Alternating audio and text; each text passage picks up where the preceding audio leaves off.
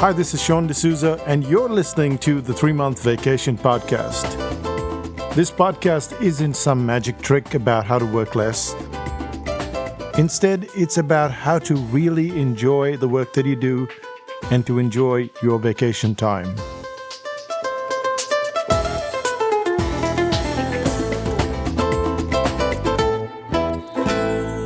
Hi, it's Sean, and you're listening to the 3-Month Vacation.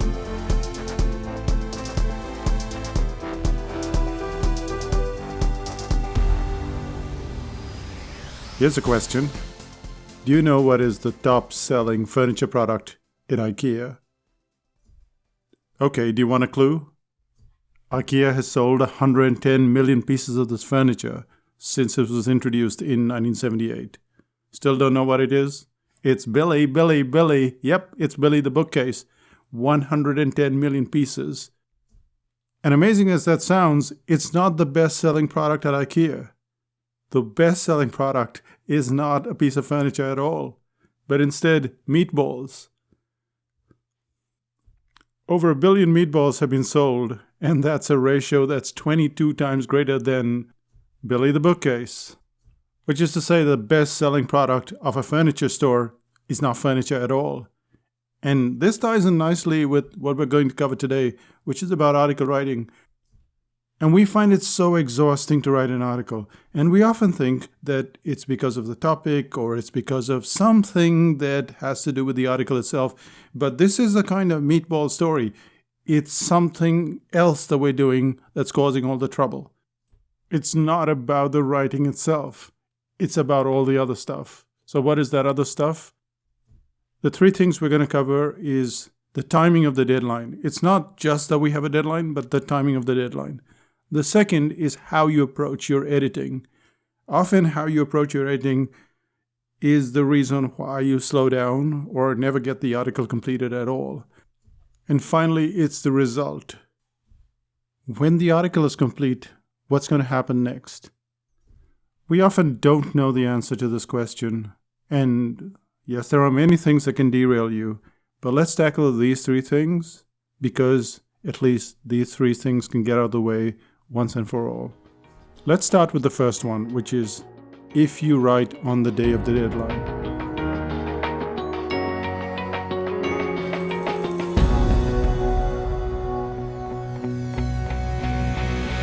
One of the things that I was really proud of when I was creating a presentation in Keynote was how long it took me to do such a task. It would often take me 3 weeks to 4 weeks. That's a whole month to do a single presentation. And I wore that like a badge of honor. When I was making presentations on stage, I'd be sure to let the organizer know that it took a whole month to do that presentation. And the presentations are good. They have really tight animation. They have loads of cartoons. And when you look at the presentation, it looks like at least 2-3 weeks' work, if not a month's work. However, in time I found that I could do this in 15 days and then eventually in 3 days. Which is precisely what I did when I had to make a presentation for the Brain Audit webinar series. I waited for the last 3 days. And this is not uncommon for most of us. When we have a deadline, we know when that deadline is showing up. And usually we're going to procrastinate until the very last moment. And at this point, I'm going to guess what you're thinking. You're going to think, well, there's so much pressure. It's so frustrating. That's why it's exhausting. No.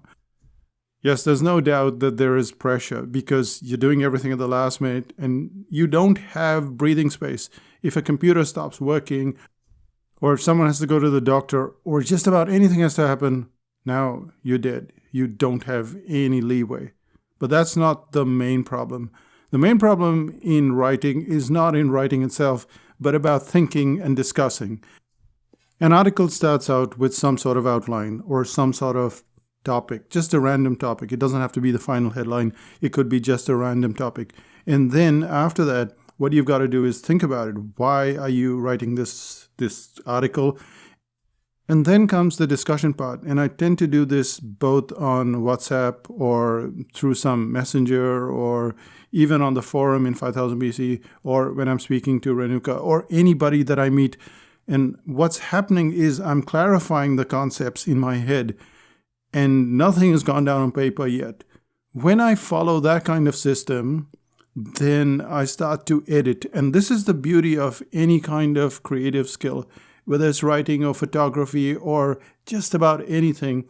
The crux becomes what you keep out of it, what you get rid of. And we get stuck with writing because we're trying to put in too much stuff. And too much stuff confuses us, confuses the reader, confuses everybody.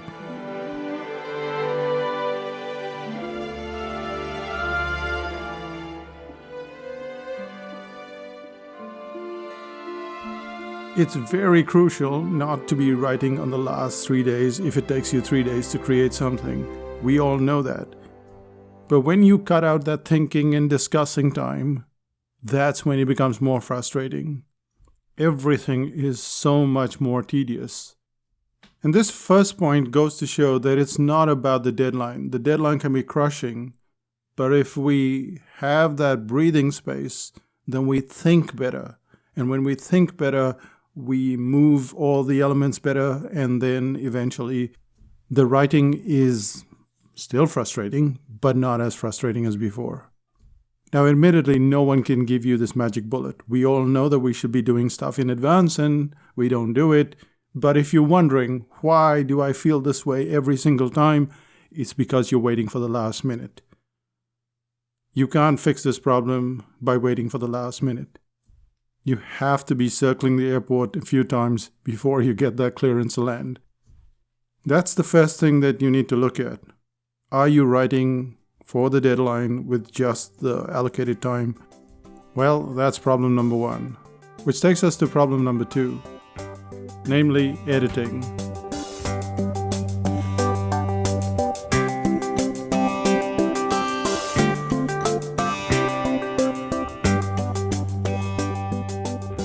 We've been conducting article writing courses all the way from 2005, I think, and I have never met anyone who's not a perfectionist.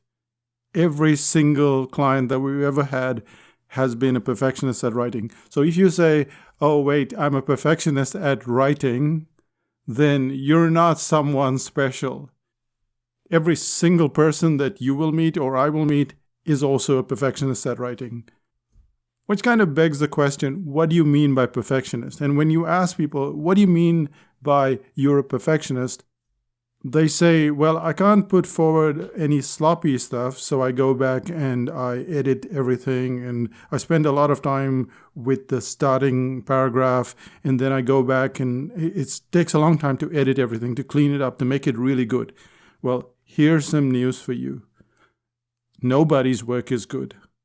And we know this to be true because you can write now, and then you can look at that work 3 years from now, and then you can look at the work 5 years from now. And the more space you have between now and 5 years, the more you will find today's work to be shoddy. And this is for everyone.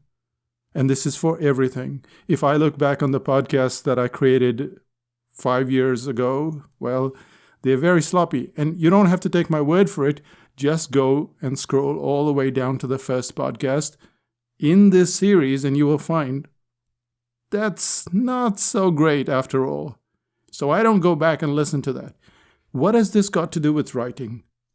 The point is, you can do much better, and you can become more of the perfectionist that you want to be by writing more frequently than by cleaning up one piece endlessly. And this is what used to happen on the article writing course. We didn't have an allocation of time. We used to have just an assignment, so you have to write an article, and then off you go, write the article.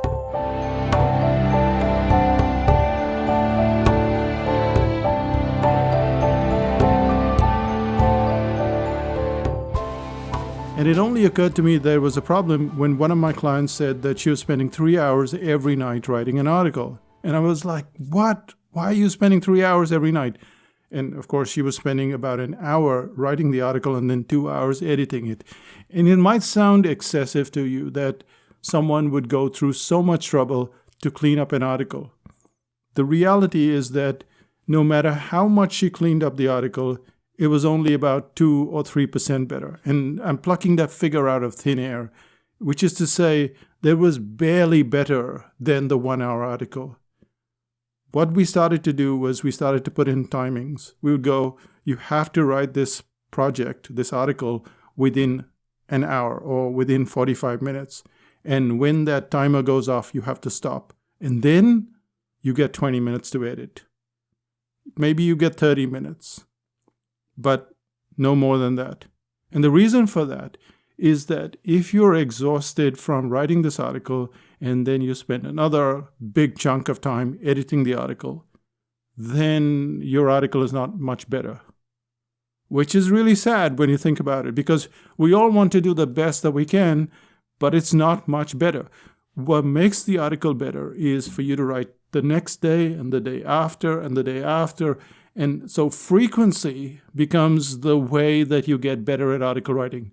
Frequency becomes the way that writing becomes part of the system, and then you don't get so exhausted. Trying to be a perfectionist, there is no perfectionism at all in that system that we've been following, which is to go back and clean it and edit it. And no, it doesn't work that way. So here's what you need to do. Step 1, you need to have a timer, which is within 1 hour. And I don't think you should spend more than an hour writing a single article. Within 1 hour, you finish writing the article from the beginning to the end. This is not counting all the outlining and thinking. This is just you started writing and you finished writing. 1 hour, and then you allocate just 20 minutes. Again, another timer goes off, and you just allocate 20 minutes for editing. Now, if you keep a space between that, and you have that space because you aren't rushing towards the deadline, well, your editing will be so much better. So instead of 3%, maybe the article will be 4% better. But that's it.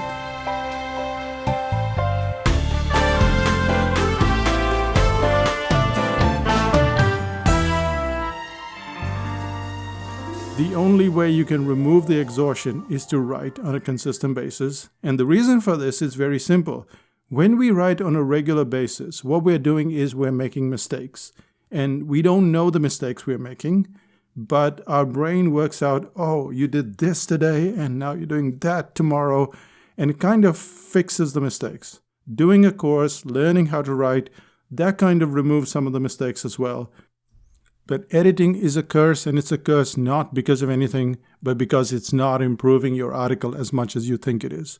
I have seen hundreds and hundreds of articles, and they've been edited to death, and they're not improving at the rate that the writer thinks they're improving. And the writer can see this themselves years down the line, or even months down the line. So do yourself a favor, put those 2 timers and get going.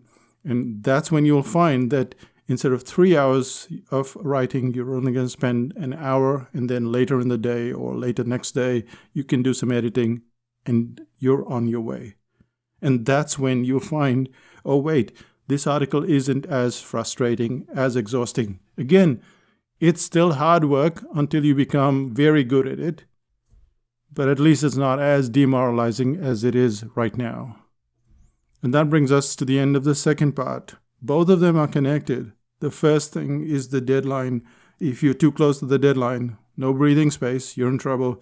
The second thing is you're writing to that crazy deadline, but you're also editing like crazy, thinking your article is going to be 200% better or 300% better. No, 3% better. Maybe. It's not worth spending all that time for 3%. Just tidy it up. 2 months from now, that's when you'll have a better article. 2 years from now, definitely you'll have a better article. And this takes us to the third part, which is probably the most crucial of all, and precisely why article writing is so frustrating. What's it about? It's what do you want the customer to do or think once you're done with the article.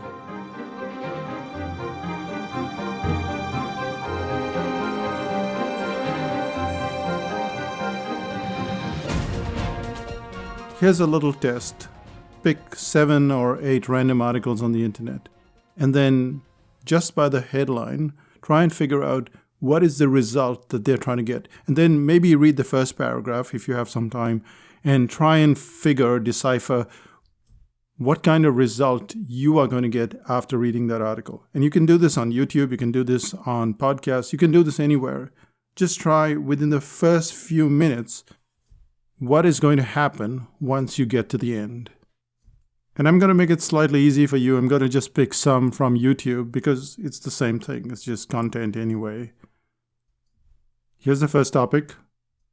iPad tips and tricks. Everything you need to know about the iPad. Can you see the result? No, you can't. You can't cover everything in a single article. Of course, it's going to go off on a tangent. Here's the second video title, and that is the best cheap espresso setup, which is under 250 pounds. Is that promising a result? I think so. You're going to have 2 or 3 units, and you're going to look at which ones are the best ones. And here's the third one, another coffee one.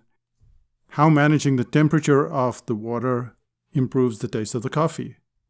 And this simple strategy of knowing what result the client is going to get when they finish the article enables you to direct them precisely to that spot. There's no fluffing and wondering where is this article going. No, you have a destination. And you can see this right in the headline. Even if it's a random headline, it's not a polished headline, it's just a working topic. It doesn't matter. You can see that there is no result. When we get to the end, there is no result. And because of that, the writer is also confused. The thoughts are confused. The ideas are confused. The discussion that follows from there is confused. And then you're struggling.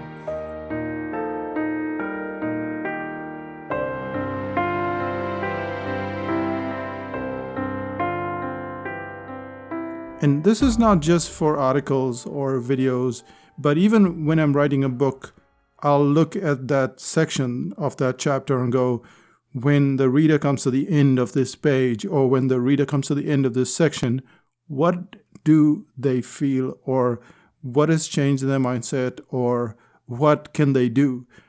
And when you have that kind of focus about when I get to the end, when the reader gets to the end, what's going to happen? Either a thought process or a physical change in what they do. It doesn't matter. But you've set out in advance what's going to happen in the end. And this is a beautiful process because it makes your life so simple as a writer. Not easy, but much simpler than if you just wander into the article and go, okay, I'm just going to write an article. No. What's going to happen at the end? If you determine that, the title of your article changes, the tone of your article changes, everything changes. And of course, it speeds up things because you know, I'm headed here. It's like a road trip. You know exactly where you're going. And you're not just turning left and right any place at all. You're following a predetermined pathway. And not surprisingly, that takes out a lot of the frustration from writing. Which also brings us to the end of this podcast. So what's the one thing that you can do today? We set out on a mission, didn't we? We didn't look at writing and structure and how the headline works and how you need to start. No, we looked at the outside stuff, the diversions, the things that get in your way that have nothing to do with the process of writing itself. Which means that the next time you sit down to write, you should have these 3 things in front of you, or at least remember them so that you don't have the same problem. The first, of course, was the deadline. We all know that we want to procrastinate, and everybody procrastinates. You're not special. But procrastinate with some breathing time, with at least double the breathing time, because you want to think it through, you want to discuss it, and that's what makes it easier to get rid of the stuff that gets in the way. Just by that discussion, you get clarity. As you find with many discussions, you get more clarity as you have to express yourself over and over again. And if you don't have that space, you're stuck. You only have that limited time. And then if anything goes wrong, well, we know how that rolls out, don't we?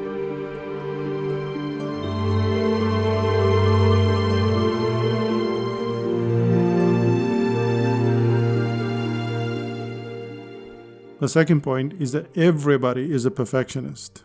There is no such thing, well, I've never seen anyone who's not a perfectionist when it comes to writing. And yet I've never seen anyone whose work has improved 100% or 50% or even 10% just because they spent all that additional time on editing. What I have seen is that people who write on a consistent basis, they improve quite dramatically. In a month, in 2 months, in 3 months, you find it's much easier. Your best friend and your most hated enemy is the timer. Keep a timer for the article, keep a timer for the editing, and you will find that the whole process is a lot less exhausting. However, and this is the one thing that you have to remember, if you don't know the result, when that article is written, when the reader comes to the last line or the last slide or the last whatever, there should be a result. And you should determine that result in advance.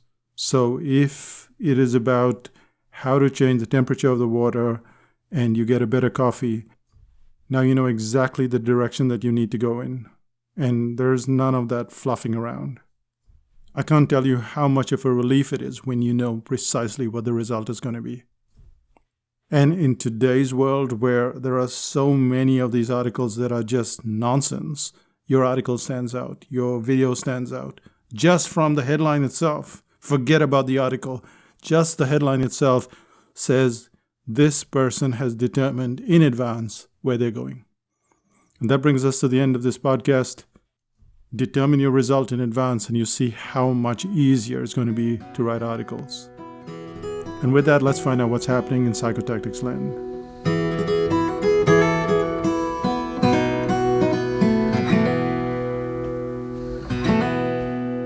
The 15th of May is when we have the pre-sale home study course.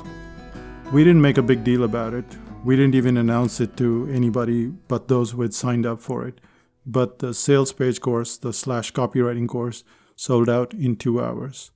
Now, when you look at that kind of result, what you see is, wow, that was a great sales page. And there is no doubt about it.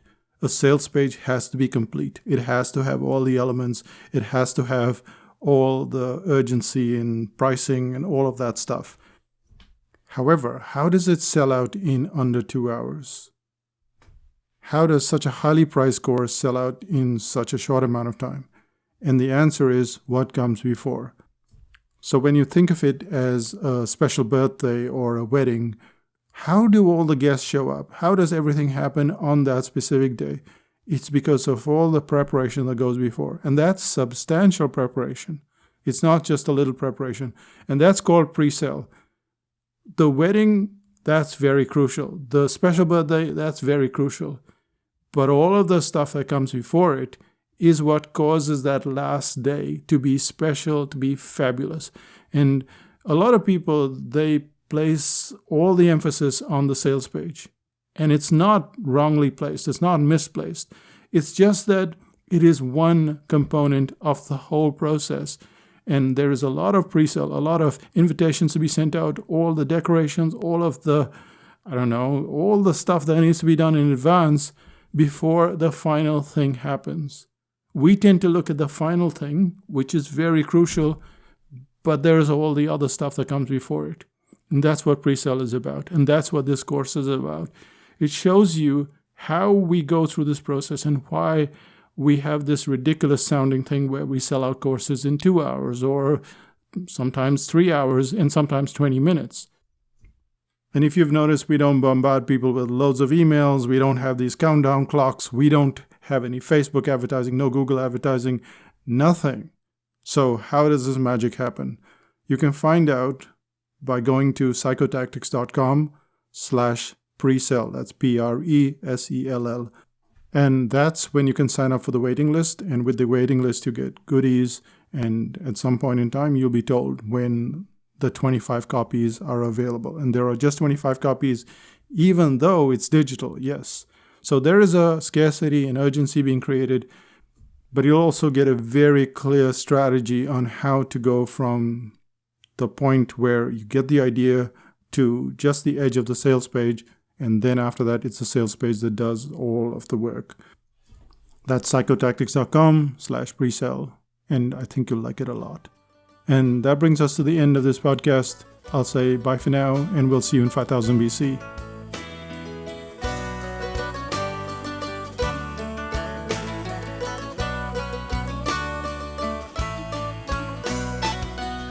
When you're listening to this podcast, we're still going to be on holiday.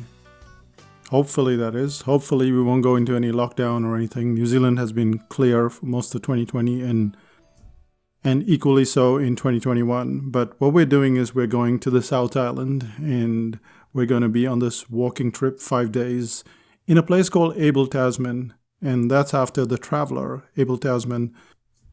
And the Abel Tasman Park is just astounding. We were there almost 15 to 17 years ago, and we were gobsmacked at how beautiful it was. Now, we say we're walking for 5 days, but it's kind of like a trundle. It's not a big walk. You do about 12 kilometers a day, which is about 7.5 miles. And we probably do that more than that every single day when we go for our walk every day to the cafe and back. And my biggest problem has been, what kind of camera and lenses should I take along? Should I take the big heavy lens, and should I carry the tripod? And all of that stuff is going to be exhausting. So I'm going to keep it really simple. I'm going to take the Leica monochrome M10, which is the black and white camera. It only shoots in black and white. And then I'm going to take the Sony with the 24 millimeters, which means I can get some nice wide angle shots. And hopefully it will rain, because that brings a lot of clouds and beautiful weather. And after that, we go for 5 days of massages. We're going through a sort of Ayurvedic treatment. Yes, in New Zealand itself. No one's leaving New Zealand because hardly anyone is getting into New Zealand. So yeah, in New Zealand itself. And that's pretty much the trip for now as we know it. We'll have more information and more photographs on Facebook as well as in 5000 BC. I'll say bye for now. Bye-bye.